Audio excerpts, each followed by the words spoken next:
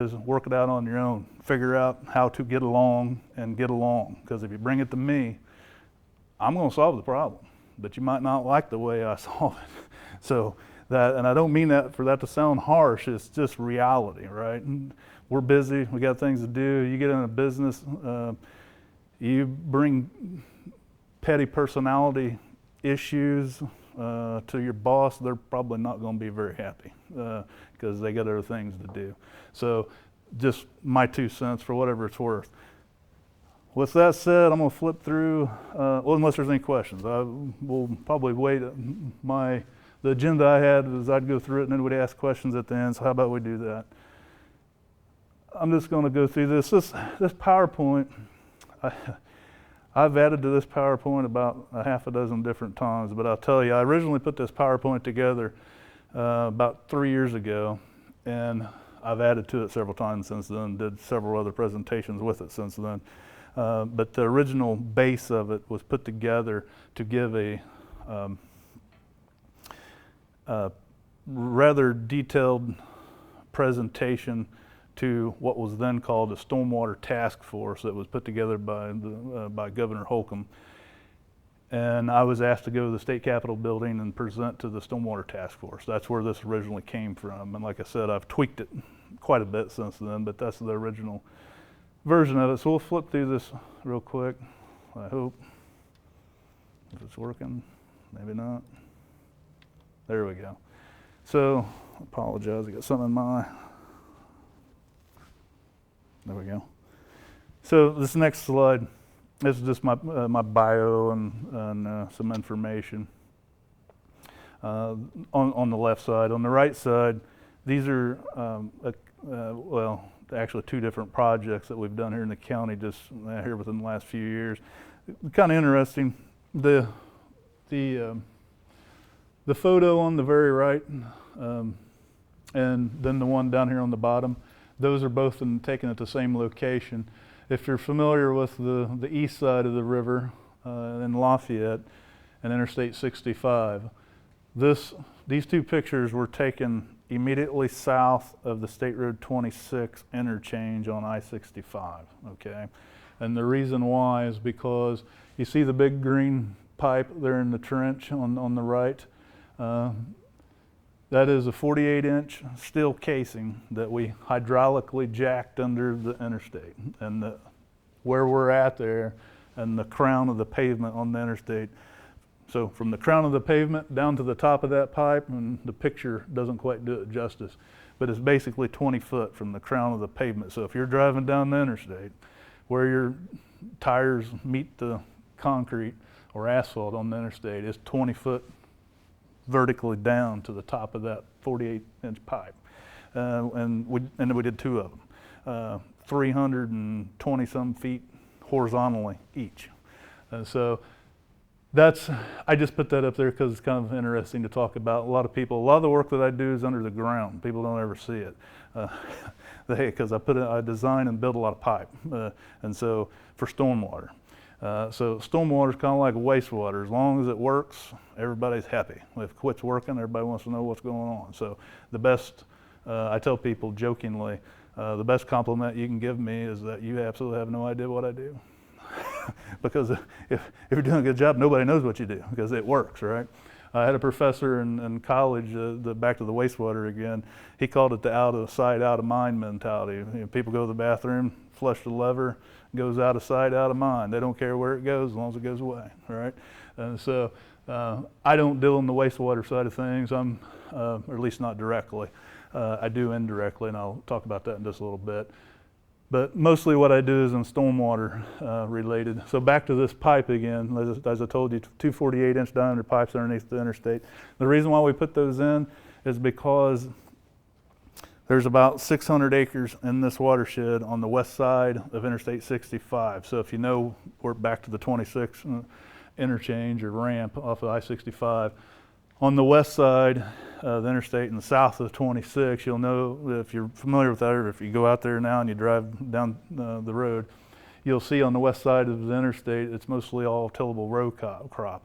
And the development stops, and then there's a bunch of tillable ground there. Well, the reason why that tillable ground is still there is because there was not a good outlet for drainage. And so the development kind of stopped to let the drainage infrastructure catch up. Well, these two pipes were necessary to convey water from the west, convey stormwater from the west side of the interstate to the east side of the interstate, because basically the interstate was acting like a 25-foot tall dam, okay? And so we look at the entire, do a hydraulic and hydrology analysis of the entire watershed and design what we call regional detention facilities to store the storm water so that we can protect against downstream flooding. One of the things that I had on the slide earlier, and I think I may have, no, it may be on the next slide actually, coming up, but when I originally gave this presentation, I had somebody ask me this before, and I put it on the slide just so I wouldn't forget it. I think the guy I had working on this slide may have took it off, but just my elevator speech. When people ask me what I do, I tell them basically two very simple things.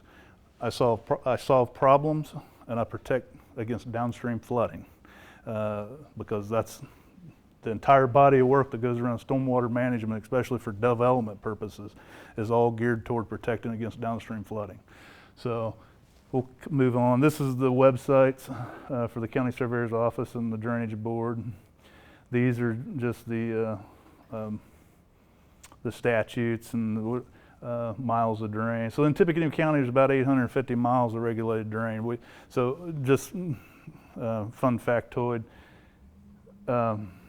There's 60 or 70 miles of county roads.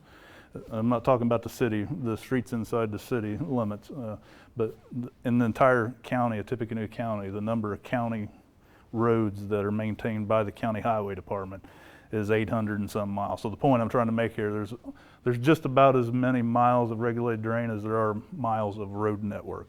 And that's important for two reasons. First reason is all the county drains drain all the roads. So if the drains quit working, the roads would be impassable because it'd be full of water. And the second interesting thing is most of the drains are below the road, below the surface of the ground. They're there, but people never know it because you can't see them. But it's most certainly a necessity, trust me. I'm kind of blow through some of this stuff. I want to get through some of these things. I'll show you some kind of interesting pictures and we'll talk about them. Most of this stuff is all towards the end. This is the current stormwater ordinance that we're working with here in Tippecanoe County. And it's all online if you have any reason to want to go look at it. This is Indian Creek watershed. This watershed is a natural creek actually, but it's located just west of here. Drains into the Wabash River. This is another an overflow pattern. I won't get into this, but this is another part of the watershed in Indian Creek. That's the subbasins. We'll keep moving here. This is the area that I was talking about before. I apologize, I don't have a laser pointer, but you can see roughly about in the middle of the map. You see where it says I-65, and you got the cyan dash lines on the west side, and then the same thing on the east side. Generally speaking, the pipes that I was showing you earlier that we jack and board under the interstate is basically right underneath that I-65, in between those two ponds is where it was located. This is agricultural drains. So one of the things that I do, I work on an enormous amount of agricultural drain, county regulated drains, subsurface and open ditch. You can see the photo on the left side. That's an open ditch. It's one of the county regulated drains here. We dredge those, fix outlet pipes, so on and so forth, and grassed waterways. I partner with an enormous amount of other agencies, such as NRCS, SWCD, the FSA, which those are all federal government, soil conservation service.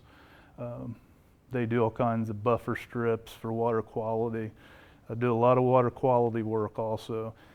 This is on the left here, this is a two-stage ditch that we did over on the east side of Tippecanoe County. It was mostly all geared toward water quality. We're trying to stop the massive erosion that was going on, as you can see. I actually partnered with the Nature Conservancy on this project. It was a very good project, and it's been working very well. This is a bioreactor. I don't know if any of you are familiar with these or not, but basically these bioreactors are allow water to come into them. They're filled full of wood chips. The wood chips take out the nitrogen, phosphate, and some other things that I don't remember, but it takes out an enormous amount of unwanted items within the water. This is this is an example of a master plan. If you're familiar with IU Hospital here in Lafayette, just on the west side of the interstate on McCarty Lane, this is the full build out. I think there's another picture in here showing you the current ponds. There's a GASB report. I won't get into that. These are all my drain classifications, which is kind of interesting. Let me get to some other photos here. This is the two pipes I was showing you about on the interstate before. This is called the Alexander Ross County Regulated Drain Watershed. These two ponds that are here, the one that's more circular, and then the first one that you see closer to the interstate that's more circular, that's in full build out. The one that's long and narrow, that is a pilot channel, so that is not in full build out. The reason why that was necessary is to allow development in the upper portions of the watershed. This is a agricultural tile installation that we did, full reconstruction. It's about 6 miles of large diameter pipe that we put in this last summer. And it's in Tippecanoe County. It's actually just, if any of you are familiar with the northwest part of Tippecanoe County, Shelby Township, State Road 52 west to Mount Morenci and take 231 north. This watershed, if you know where the Purdue Farms are located on 600 north, this watershed is just north of that. An enormous amount of work. This is about a $1.5 million project. All paid for by the landowners in the watershed. Nobody else. The landowners in the water. It's about a 6,000 acre watershed, and all the landowners in the watershed pay for that job. That didn't come from other tax monies. They paid for it. This was a project down on the very south end. This project here is right across the county line, Montgomery County. So if you're taking 231 south, it's just immediately south of Romney to the south county line, and then head west about 2 miles, and it's on the county line. I'll keep moving. This one is the one I wanted to end on. This is why me and all the people in the industry that I work in, it's why we do what we do, to keep these things from happening. That's a bad day. So I'm always showing pictures of the nice drainage projects. I got to throw one in there. This is what you don't want to happen, all right? And trust me, if you don't have good people in the right positions doing what they've been trained to do, you'll have that happen. That happened in this county not too far from here, just a few years ago. And the reason why it happened is because somebody filled in the emergency routing swell. And so it had a lot of rain. The emergency routing swell was filled in. The water had no place to go, so it filled the streets in. Those mailboxes, you can see them. You can see the top of them, and then the car floating. That's a cul-de-sac in a residential subdivision is what that is. And the cul-de-sac was designed to go downgrade. There's curb inlets. There's at least 3 sets of them in that cul-de-sac. And the outlet end is right over here off the right-hand side of the page. That's where the emergency routing swell was supposed to be, and it was not there. Well, it was there at one time. It got filled in. So anyway, you got any questions? I've been rattling for a long time. I hope it's been beneficial to you. I'm happy to answer any questions. My goal is to be helpful for you if I can. Like I said, I wasn't. I'm not here to give you a polished marketing speech. I was here to share my story, and everybody's got one, but hopefully there's something that I said that you can take away. Yeah, fire away. When you're hiring for a job, what's the most important thing you look for in a candidate? Well, that's a real good question.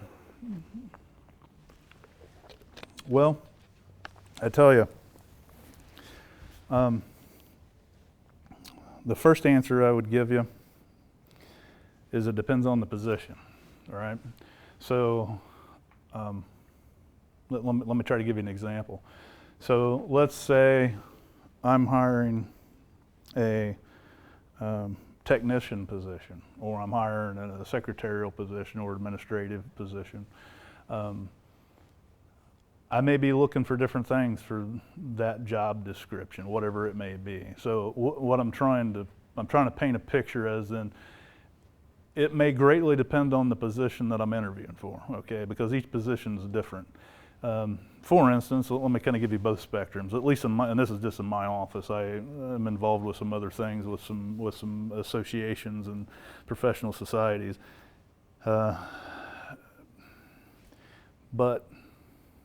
And it depends on the process too, okay? So I may be telling you way more than what you want to know here, but let me give you a couple examples, all right? So let's say you're hiring an administrative secretarial type position versus a professional licensing position or licensure position, such as a professional surveyor or professional engineer. You may have way different criteria, and you probably will, between those professional licensing holders versus somebody that you're looking for to fill a technician role or like I said, a executive administrator, office manager type position, may be way different. Or say a GIS position, a GIS technician position would be another technician. But those different jobs, first of all, the job descriptions themselves are going to be way different, and so that may drive the type of candidate you're looking for. Obviously, I mean, the most obvious thing is that if you're seeking someone that has a professional licensure, then you're looking for somebody to meet that criteria, right?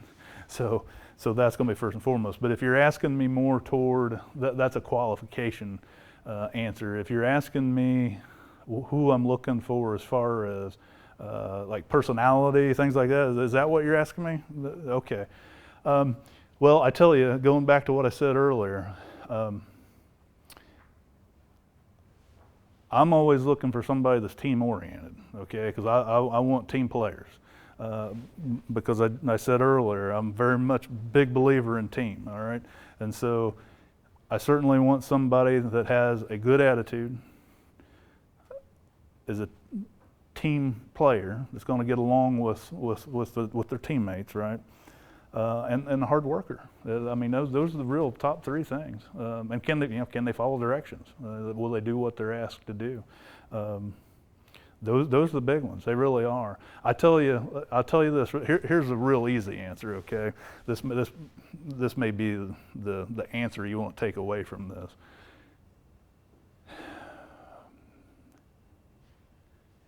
Attitude, in my opinion, I've hired and fired quite a people over the years. I've actually only been doing. I turned 43 this year. The profession is very stressful. It's turned all my hair gray and some fall out. Right. I've been in the industry about 20 years, but I have hired a lot of people. Fortunately, I haven't had to fire too awful many. So thank God, because that's ugly, and that makes for a very stressful day. You don't want to do that, the absolute last resort.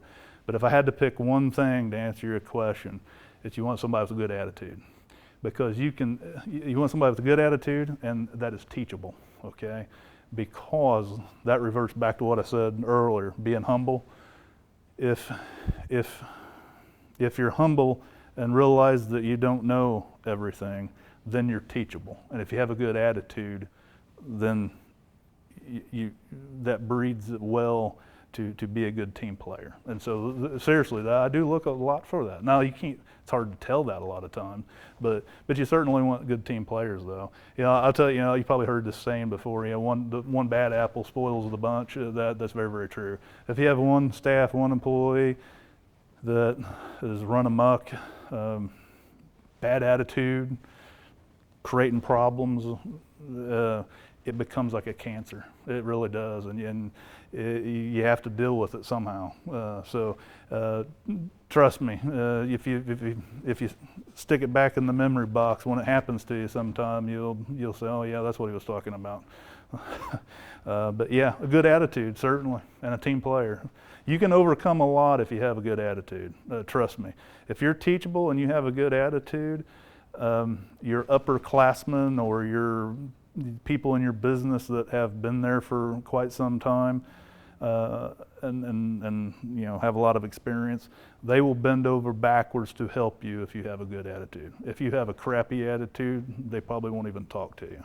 That's just the way the world is. I mean, these are not my rules. I just know how it works. So a good attitude is paramount in my opinion. Any other questions? Does that answer your question? I'm trying to give you a good answer, truly, but I've had this conversation. I've asked that exact question to many people over the years, and so my answer to you is not just my answer. That answer comes from a lot of people that I've talked to, business owners, hiring, you know, HR directors for private companies doing the hiring process. So anyway, anything else? Don't be shy. I'm happy to answer whatever. I don't know what time it is. Yeah, we got a few more minutes.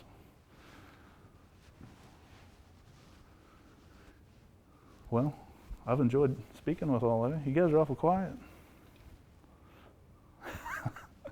All right. Well, hey, I appreciate it. It's been a pleasure. I hope you take something away from it. So thank you. I appreciate the opportunity to be here. So